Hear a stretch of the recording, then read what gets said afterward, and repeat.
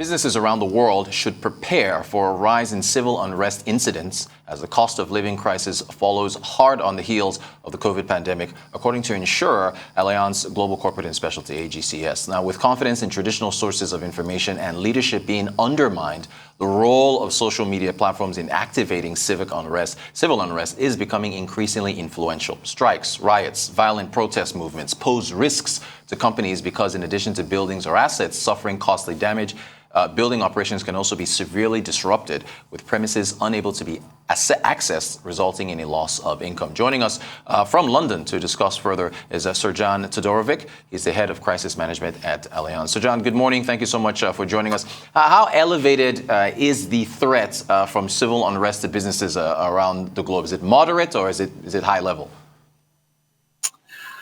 I think it's at the highest level, I think, in my lifetime, actually. The issues that we're facing globally are unprecedented. We've seen the pattern over the last few years, but also if you try to search back in history, the kind of situation, political, economic, that we're witnessing at the moment globally, you probably can't find a similar situation. So for me, this is the highest risk that I certainly in my lifetime have experienced.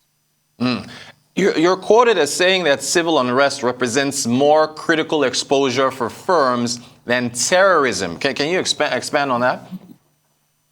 Absolutely, yes. So if you think about the nature of terrorism, it tends to be very focused, very localized. The nature has also changed over the last, let's say, 15 years, where it's moved from targeting political institutions to and economic institutions to targeting people. So in terms of business and business interruption, the terrorism impact is much, much less than it was historically. And I think we tend to judge impact based on 9/11 attacks and attacks of that size, which are absolutely catastrophic and would have a very, very similar effect to a large SRCC event. But if you consider what social unrest and strikes and riots, civil commotion can do, you actually have people mobilizing on much, much larger numbers across the world for different reasons, whether it be economical, political, and ultimately that's the real risk. They can mobilize against a particular company for whatever reason, or they can mobilize against a political institution or government. And as a result, it's very hard to predict where something might happen and the scale of it. And actually what we've seen is the people over the last 5 years are really, really willing to hit the streets for things that they feel passionate about. And ultimately that causes businesses issues. And in addition to that, actually, some grievances are not resolved as quick as, say, a terrorism incident. They last for weeks, months, sometimes years. So you get repeat incidents of strikes, riots, and civil commotion over the same topic that hasn't been dealt with. And I want us to take a look at some of the protest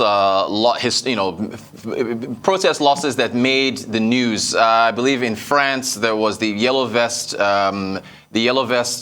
protests. Yeah, we have that up there. About $1 billion lost. In Chile, the subway fare hike. The United States, the George Floyd protest that lost over $2 billion. In Chile was over $3 billion. South Africa, the Jacob Zuma protest, about $1.7 billion. You pointed all this out. What can businesses do, I guess, to protect their assets and staff? Well, it depends what kind of business you are. If you're a multinational, you face a whole plethora of issues across the globe. So you have to really understand what kind of business. But generically speaking, I guess for every business, they have to realize the bottlenecks that they have. I think the important is to understand what drives your business. Is it people? Is it resources? Is it raw materials? Is it finished goods? So you have to identify this and then almost trace it back through your supply chain and understand where issues may arise. Now, businesses don't have to do this on their own. There are companies that help. That can help identify these bottlenecks, as I call it. And once they've identified bottlenecks, you also need to seek alternatives. Maybe it's seek alternative people or alternative ways of working or alternative resource or suppliers. So these are the things that businesses can do in the immediate term. And in addition to that, actually, to protect them as a business, we'll deal with people in 1 second. You can also develop a crisis response. So train, practice. When something happens, how do you react in an incident? An incident can be very protracted, or it can be very short, very sort of short period. So ultimately, that will mean that you have to have a different type of crisis response.